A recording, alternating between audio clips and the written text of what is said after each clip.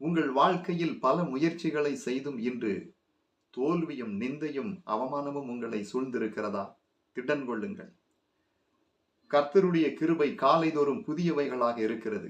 நேற்றைய தினத்தை போல் இந்த நாள் இருக்கும் என்று நினைக்கிறீர்களா?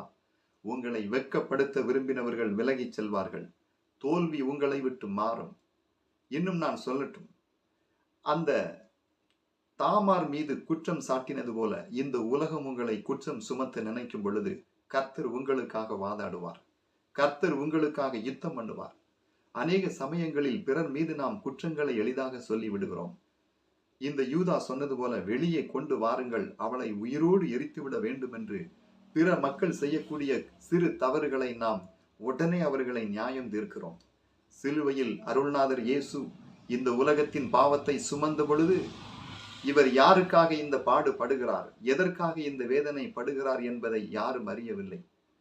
எதற்காக அடிக்கப்பட்டார்? சகோதரனே, சகோதரியே, உன்னுடைய பாவங்களுக்காக, என்னுடைய பாவங்களுக்காக இயேசு அடிக்கப்பட்டார். நாம் யூதாவை போல பிறரை நியாயம் தீர்த்து கொண்டிருக்கிறோம். ஆனால் நம்முடைய பாவங்களுக்காக இயேசு அடிக்கப்பட்டார். இப்படிப்பட்ட சிந்தை உடையவர்களாக மற்றவர்களை நாம் நேசிக்க கற்றுக்கொள்ளுவோம்.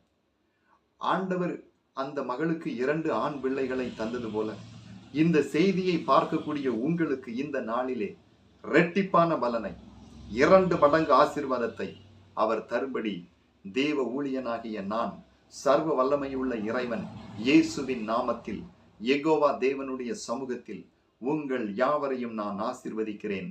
இந்த நாள் இனிய நாளாக இருக்கட்டும். கர்த்தர் உங்களுக்கு முன்னே போவார். கலங்காதிருங்கள். ஜெயம் உங்களுக்கே. ஆமென்.